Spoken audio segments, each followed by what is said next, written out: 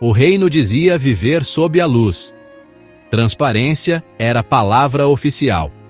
Justiça era slogan. Infância, um valor estampado em campanhas publicitárias com trilhas sonoras comoventes e hashtags brilhantes. Mas toda luz muito forte projeta sombras mais densas. E as sombras do reino já não cabiam sob as portas. No subsolo do mundo, entre hangares privados, ilhas cercadas por água morna, palácios emprestados e câmeras temporariamente desligadas, vivia o monstro do poder. Não era clandestino, era convidado. Vestia ternos, sob medida. Recebia reis sem coroa e coroas sem reino. Falava a língua dos presidentes, brindava com príncipes, ria com magnatas, financiava campanhas, patrocinava fundações humanitárias, aconselhava banqueiros e posava ao lado de empresários visionários. Não caçava, negociava. Seu estoque não ficava em cofres, mas em quartos fechados. Não eram barras de ouro, eram corpos jovens, catalogados como favores, convites, acessos. Cada criança era uma chave, cada adolescente um contrato sem assinatura. E os animais do poder sabiam. Os leões do executivo pousavam para fotos com discursos sobre família. As águias do capital pousavam seus jatos e alçavam voo antes do amanhecer, registrando apenas voos técnicos. As serpentes da lei redigiam exceções, arquivamentos estratégicos, acordos sigilosos. As corujas da Suprema Torre juravam neutralidade enquanto observavam tudo do alto, sem jamais descer para impedir. Os pavões da mídia alternavam indignação e esquecimento conforme a pauta do dia. Os camaleões da política adaptavam seu tom conforme o vento eleitoral.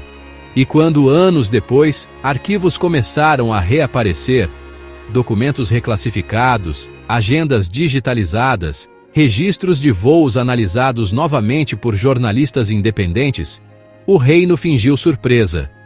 Novas descobertas, diziam as manchetes, documentos antes ocultos, anunciavam comentaristas. Contatos frequentes, revelavam relatórios. As listas mostravam encontros repetidos, jantares discretos, doações cruzadas, fundações que trocavam conselheiros, reuniões em palácios e arranha-céus. Nomes surgiam ligados a príncipes que falavam em honra, a magnatas que discursavam sobre meritocracia, a empresários que patrocinavam conferências sobre ética, a presidentes que prometiam drenar o pântano. Alguns negavam, outros minimizavam. Alguns diziam, apenas conheci socialmente. Outros, não há condenação formal. Não há provas conclusivas, repetiam as serpentes. O processo ainda está em análise, murmuravam as corujas. Cuidado com teorias conspiratórias, alertavam os pavões, enquanto omitiam detalhes essenciais. Mas o reino inteiro sabia. Sabia porque os registros de voo coincidiam com as mesmas datas. Sabia porque testemunhos sobreviventes ecoavam histórias semelhantes.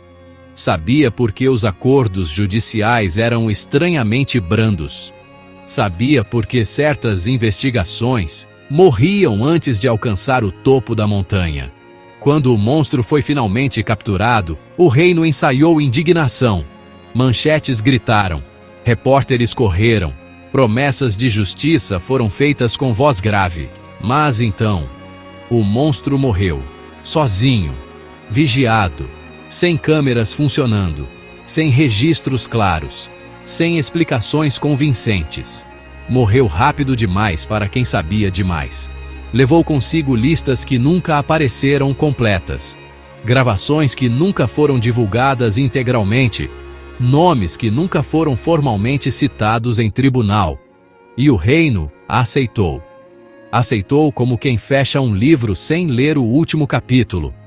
Aceitou como quem prefere a paz da mentira ao caos da verdade. Aceitou porque a verdade não ameaçava apenas um homem.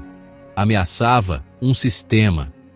Quando novas peças do quebra-cabeça vieram à tona, o reino repetiu o ritual. Debate acalorado por alguns dias, indignação calculada, promessas de transparência total, seguida de distrações mais urgentes. Caso encerrado, decretaram as corujas. Sigamos em frente, rugiram os leões. O mercado não pode parar, disseram as águias. A democracia está funcionando, proclamaram os camaleões. Mas os sobreviventes continuaram vivos. E as vítimas, frequentemente desacreditadas. O monstro morreu, dizem, mas seus amigos continuam governando. Seus frequentadores continuam discursando. Seus cúmplices continuam julgando. Seus financiadores continuam investindo. Seus parceiros continuam brindando. Talvez o monstro nunca tenha sido apenas um homem. Talvez fosse apenas o cofre onde o poder guarda seus pecados. Um cofre alimentado por silêncio, chantagem e influência. E cofres, quando ameaçam abrir, são sempre silenciados. No reino, não faltam leis. Falta coragem para aplicá-las quando o acusado usa coroa, gravata presidencial ou detém bilhões. A moral, que ninguém quer publicar em capa, permanece. Quando um sistema inteiro frequentava o monstro e apenas o monstro morreu, não houve justiça, houve contenção de danos. E toda democracia que transforma escândalos em ruído passageiro não está apenas doente, está cúmplice. Porque o verdadeiro horror não foi o monstro, foi a plateia que sabia e decidiu aplaudir o silêncio.